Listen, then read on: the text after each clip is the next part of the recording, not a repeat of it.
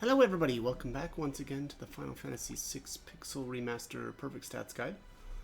So we have just arrived on the floating continent for our first trip. Shadow is obviously laying there and we need to pass him up, unfortunately. Because if we were to take him right now, it would completely mess up his level. And so yeah, like I said, we'll just zip on past. Grab the Mirasame, I think that was, in the I guess that blue orb. That's for Cyan, and that's actually, I think that's his first weapon that actually gives him evade.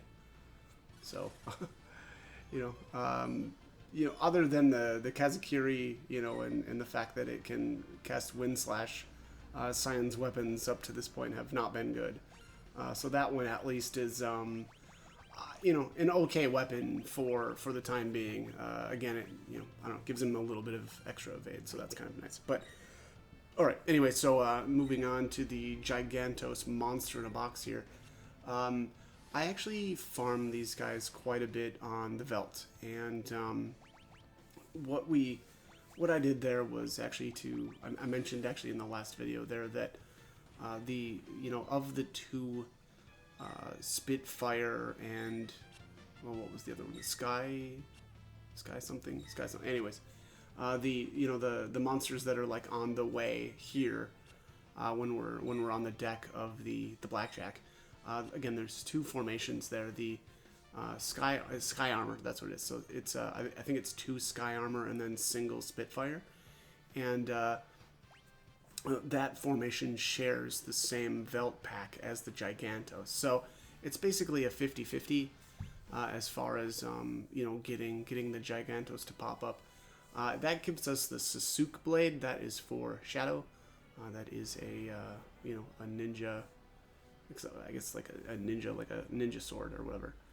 But anyways, all right. So definitely, make sure that Gao is the only one who gets any experience and potentially levels there. Yeah, I think that'll be important for keeping in mind, because we still need to grab Gao, and we don't really want to be taking excess levels on any of the other characters. So also make sure that Gao is equipped with Zone Seek. I believe I actually leveled there from 40 to 41. I think that was 40 to 41 was all of the experience from the Imperial Air Force battles plus the Gigantos. So, anyways, now we can lower down these little, I don't know, areas here to keep going here in the floating continent. It's kind of funny too. This place seemed more complicated the first, I guess, probably a couple of times that I did this, but now it's like, I don't know. Well, I guess I made so many trips through here recently too that it's funny how different my perception of it is. But we'll need to go over to the right hand side here. This is the beret. I think that's a helmet for Relm. Down here is a save point. You don't really need to use it, but I went down here anyway. That's a decent spot actually to. Like if you and what I do here actually is I'll eventually level with Shadow, and that's actually a decent spot to refill your health if you want to, like if you've got tents on you. But yeah, that'll be coming up. So anyways, now that we've made it to the airship, we'll jump off, and the next step will be to go to the Velt to leap Gao. Very important again to get him leapt off before we pick up Shadow. I think my guess would be like if we were to grab Shadow right now, he would probably lose like 4 levels or so. Again, because Gao is so high that he's raising our party average to probably around 10. Would be my guess.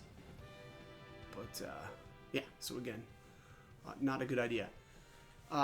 I've brought this up also in a couple of the other videos as well, but as of right now, when I'm making this video today, and I can't say that it's gonna be the same in the future, but as of right now, every time you go up to the floating continent, Shadow is being re-averaged. you know, again, in prior iterations of the game, the first time that you interacted with Shadow up there, he was treated as though his level would be like locked at that point for the rest of the World of Balance. But again, that's not the case anymore. And literally every time we go up to the floating continent, he'll be re-averaged. Now, that's honestly not the end of the world. It's a little annoying, but it just means that we have to level him first. So that's what we will do here now in our second trip. Again, we're still not grabbing Mog quite yet.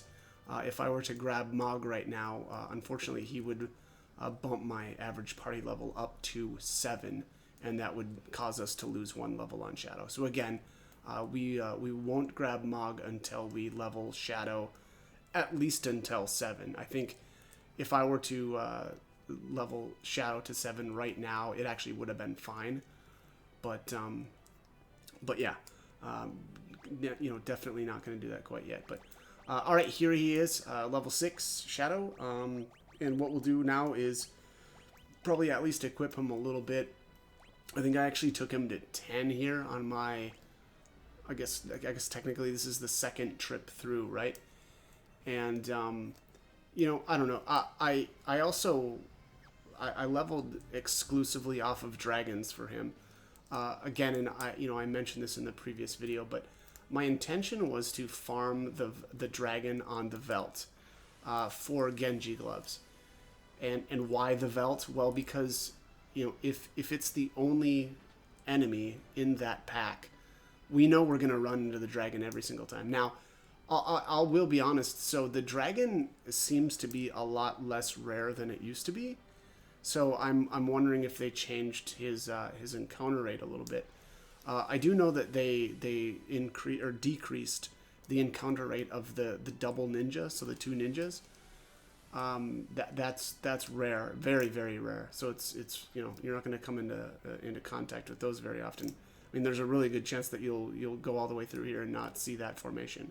But anyways, again, the dragons, you know, my intent was to not only level off of them, but again also steal Genji gloves from them on the Velt. So again, or if the dragon is by itself in that pack and we haven't gotten any of the other encounters from up here, because a lot of the encounters and formations here on the floating continent share the same pack as the dragon. So but also the double Briareus, that's the enemies just outside of Thaumasia, as well as the Devour Cephaler, or sorry, the Devour Chimera formation, and that's found in the forested area just before the Esper Cave. So, you know, again, if that's something that you want to do, if you want to steal Genji gloves, that's my recommendation. Use the Velt. That way, you know, you can save right before the dragon's pack. Then, you know, you'll get into a battle on the Velt, and you'll know, again, if you've manipulated the formations correctly, you will run into those dragons every single time. And then you can try to steal. If you get the high potion, you just nuke yourself down, you know, kill yourself to go back to your quick save, and then try it again. And that, I think that process is, you know, it's obviously a lot faster if you're specifically trying to get Genji gloves. So again, it's kind of one of those deals though where it's like you have to decide when you first come up here. Actually, I guess technically before, or you know, yeah, I guess way long before, right?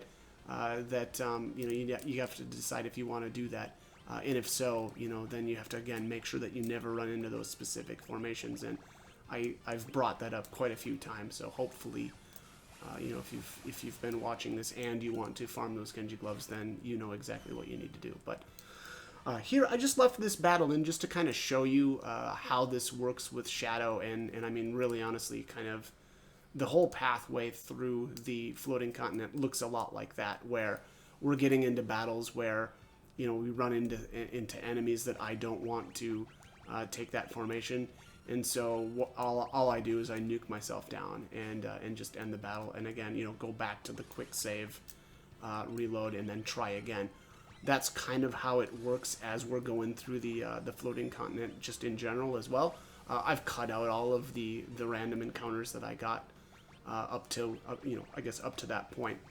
But again, really what we're looking to do is quick save, run as far as you can, get into a battle. If it's a dragon, okay, cool. Then we finish the dragon with Shadow. And if not, you do exactly what I did there with the other battle there, was to just, again, nuke everybody down and reload back to the quick save.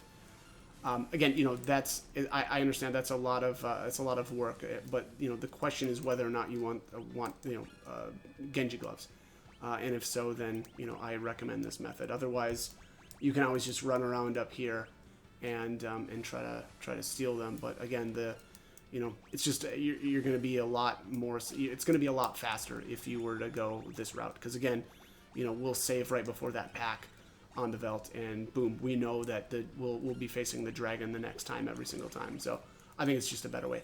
Now, all right. So as far as actually killing the dragons, though, honestly, it's pretty easy. They only have about 7k health. They're vulnerable to lightning, as well as stop and sleep. So usually what I do here is I start out with somebody casting stop, and then I actually cast sleep on top of that. The reason for that is that when the dragon wakes up, you'll see that little, I think it's like a tapir thing. He'll come and like wake the dragon up. So it's obvious when the dragon is about to wake up. And the reason that's important is because we don't want to cast a spell on them while they are kind of active. Because they'll probably use Revenge Blast on you, and that's gonna hurt. So.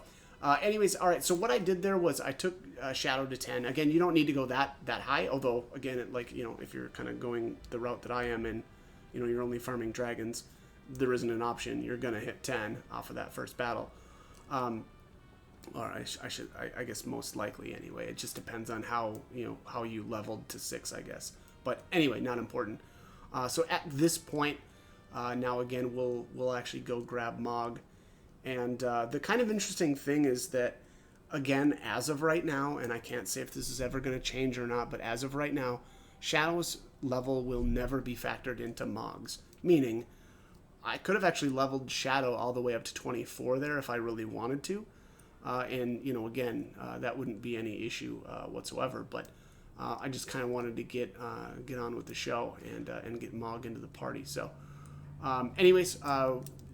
so what we need to do here is come to Narsh, obviously, head on into this building. Make sure that you do this first. Don't do like I did there the first time I was back, and I went to go get Mog, and I ran all the way up into the where Valagarmanda is at, and I'm like, where's Mog at? And then it dawns on me, oh yeah, we have to actually trigger the lone wolf, whatever.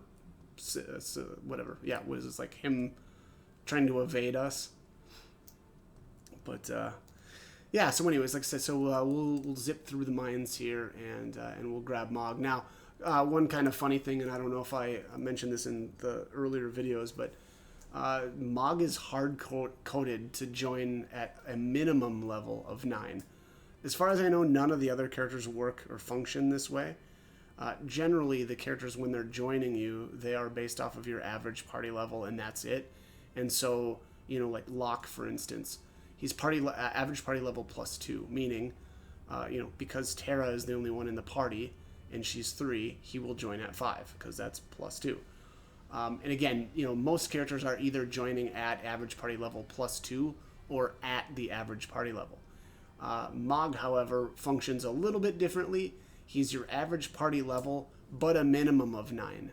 Meaning that, and it's not really, honestly, it's not relevant anymore, but previous to the patch on the 28th, there was actually a way to keep your average party level at 5 for a very long time. And to the point where we could actually recruit Mog, which would have meant that Mog should have joined at level 8, but I went and grabbed him, and he was still level 9. So again, he's your average party level +3, but a minimum of 9. So... all right, anyways, we've got him. I think Mog is pretty decent.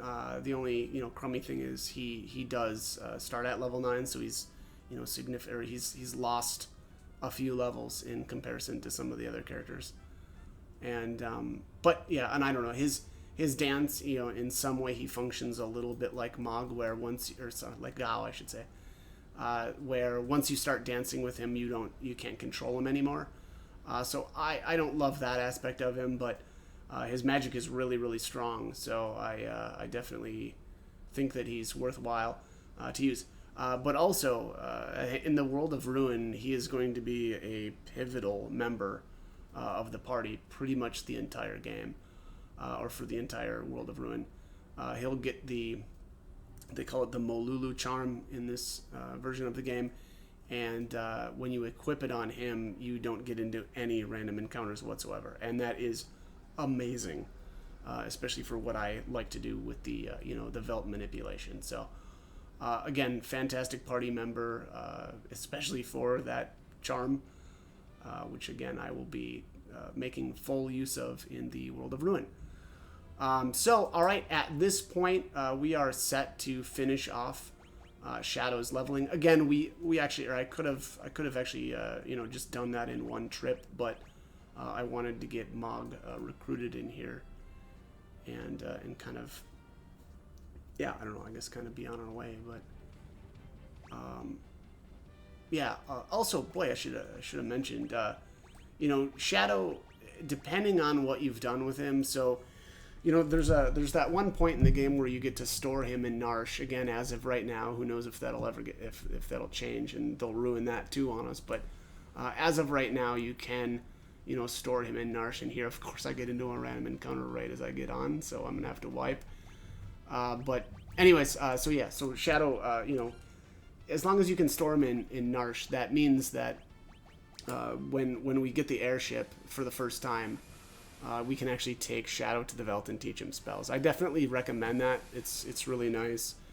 I suppose at the very least, I think it's important to get Osmos, Stop, Sleep, and Thundara on him.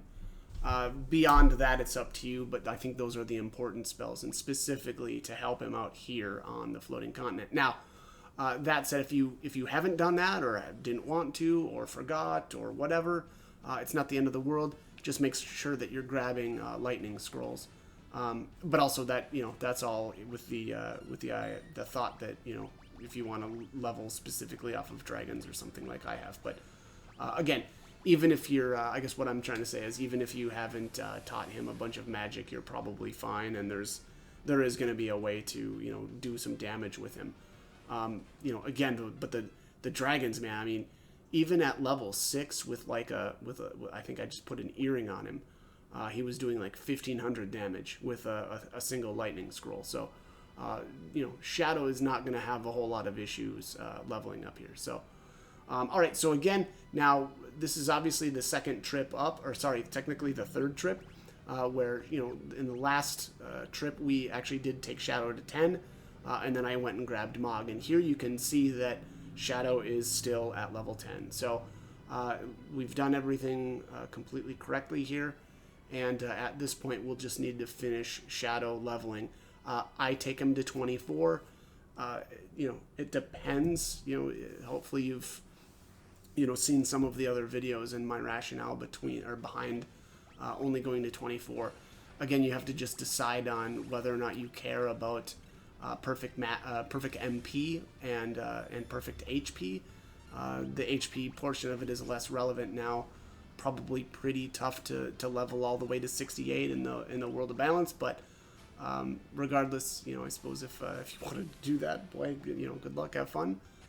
But yeah, anyways, I will be going to 24, and after this, I will, we'll jump back down, and then I'll level everybody else. All the way up to 24, excluding Gao. Gao is still, a monster at whatever 41 or something like that. But yeah, that'll be about it. Or that's going to be the plan for the rest of the world of balance. We're getting really close to the end here, and I don't know exactly what my next video is going to be. I'll probably do a little bit of like loose ends type stuff before. Heading to here to the floating continent for the last time, and then yeah, we'll kind of go from there. But anyways, yeah. So again, this is kind of how the battles play out. It's really stop him and then sleep, nuke a couple of times, run away with Locke because, you know, I'm trying to steal Genji gloves here. I did actually cut in just a little bit of footage here. I believe it's this next battle where I actually do get a Genji glove on a steal. So that helped out. That was nice. But yeah, all right. Yeah, it's this one here. I like how oftentimes he starts out with a Revenge Blast too when we haven't done anything to him. There it is. So yeah, Genji glove. And yeah, I don't know what was it probably took me,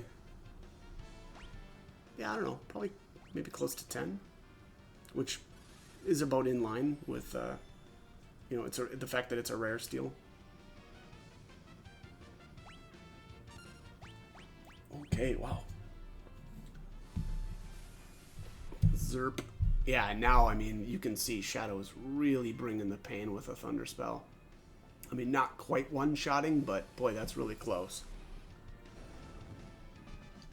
I mean, I don't know what he's equipped with right now. So, you know, he does have actually a piece of it. So he's got the Assassin Dagger that he can use, along with, I think Locke can use that as well, but that gives him +2 magic. I think, actually, that might be the only equipment that he can use right now that boosts up his magic at all. Ooh, boom. Yeah, that boy is kind of playing with fire there. Alright, we'll get him stopped. Get Shadow up, and we'll continue on with our day. But, alright, so I am going to, I'm going to cut the commentary here. What I did here was, so this is the final battle of leveling Shadow up here.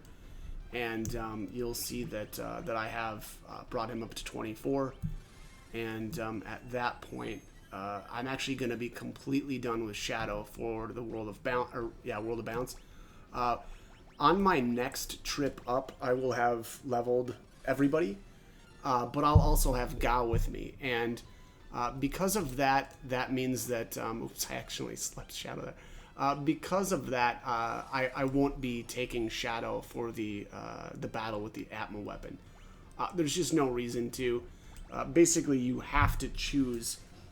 You know, do you want to 4-man it with Shadow, or do you want to 3-man it with Gao? And my answer is obviously Gao. Gao is, you know, very, very, very leveled, and he's gonna do, you know, a huge amount of work in that fight. So.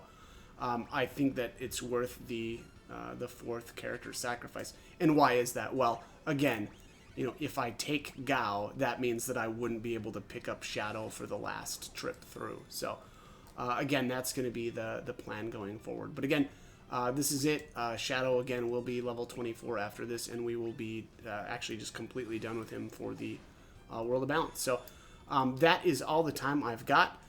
As always, I hope the guide was helpful, and hope you join me for more videos. Thanks for watching.